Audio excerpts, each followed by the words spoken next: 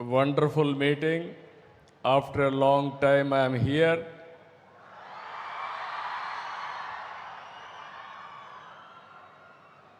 Today is a very good occasion, wonderful occasion. మా students అందరినీ చూస్తూ ఉంటే ఎక్కడ చూసినా కేరింతలు,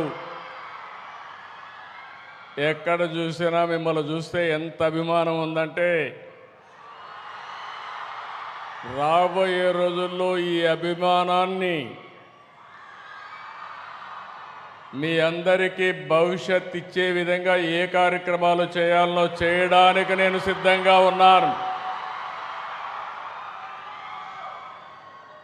ఈరోజు ఇక్కడికి వచ్చినప్పుడు మీరు ఒక్కసారి చూస్తే విశ్వనాథం గారు ఒక మామూలు వ్యక్తి.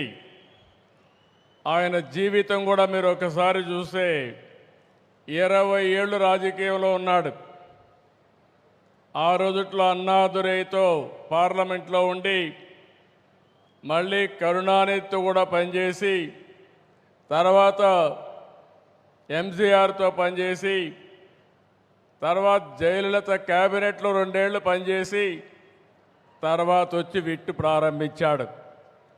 ఈ విట్టు ప్రారంభించినప్పుడు మీరు చూస్తే దగ్గర 180 మంది స్టూడెంట్స్తో ప్రారంభించాడు వెల్లూరులో.